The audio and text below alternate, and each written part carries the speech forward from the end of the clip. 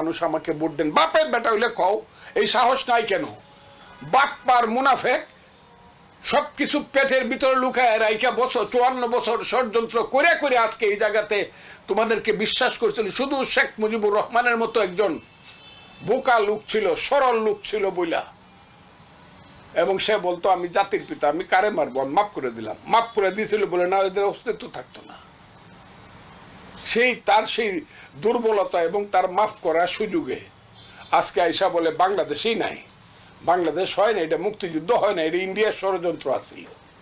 আমি এই জায়গাতে যারা বলে না, আমার মতো যারা বলে না হয়তো বলতে পারে না, আমার মতো বলে না যারা, তারা হয়তো বলতে চায় না। আমার মতো যদি আমার দলের কেউ না বলে হয়তো তাদের ভিন্ন কোনো চিন্তা আছে, আমি অতটা বুঝি না, তারা আমার চেয়ে মহাজ্ঞানী। কিন্তু আমি এলাম বেকল। আমার যে ফজু পাগলা বলে সেই লোকটা আমার এলাকাতে গেছিল ওয়াজ করতে, নামও বলতে পারি, সে নাকি একটা এমপি ইলেকশনে খার হয়েছে একটা এলাকাতে। দেখি তো বাপের বেটা জামানতটা কত বাসে, জামাতে ইসলাম থেকে দাঁড়াইছে লোকটা, ওই আমার এলাকায় ইটনায় গেছিল।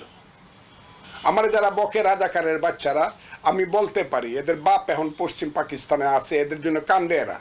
যারা আমাকে ফজলু পাগলা বলে, এরা আমার এলাকায় গিয়ে দেখতে পারে who is Fazlur Rahman in his locality.